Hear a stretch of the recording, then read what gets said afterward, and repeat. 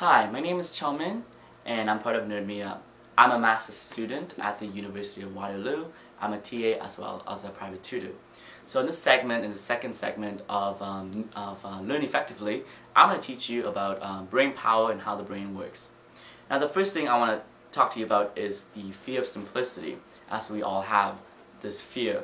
This fear basically is that you are afraid of answering questions in the most simplified manner.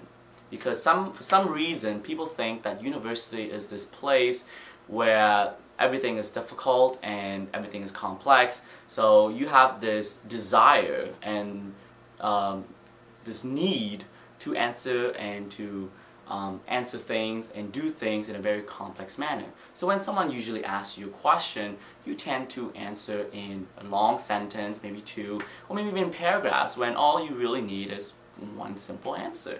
When someone asks you to list different things, like list different answers, you make 5 different pages of listings. When you can only have only need 3 or 4 different words.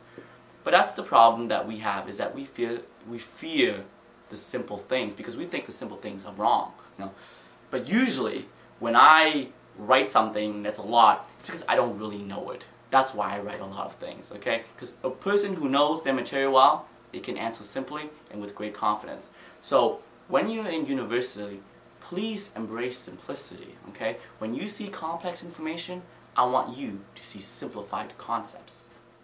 So before we move on, I'd like to share with you an analogy when it comes to different studying habits in which people used to employ when it comes to learning new information.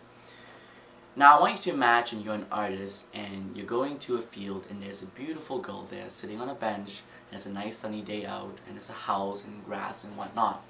And then I'm going to ask you to try to paint this picture. Now imagine your mind as this blank canvas and you're going to have to somehow draw on your mind and paint this information picture in your mind. Now if you were had a kid mentality, what you're going to do is you're going to start painting the girl first, hone on her, draw her, her details on her clothes, and make sure she's complete. And then you're gonna probably start drawing the chair, the grass, and then the house, and then the sun. And that's what people usually approach when it comes to learning new material. What they do is they hone in on one topic, learn every single detail on that topic, and then they move on to the next topic. Why? Because they feel that if they hone in on one topic and learn every single thing on the topic, there's a sense of completion, a sense of security, okay?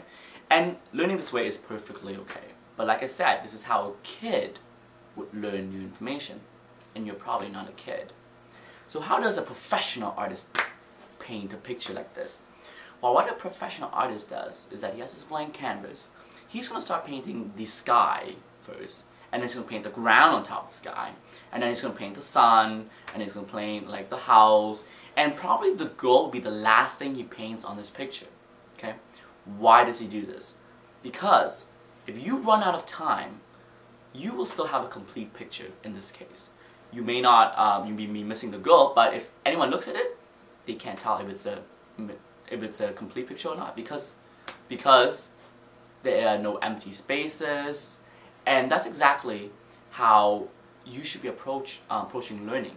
Is that you should approach learning in a holistic manner in which you learn almost everything, but you learn everything at first in a very basic manner, okay?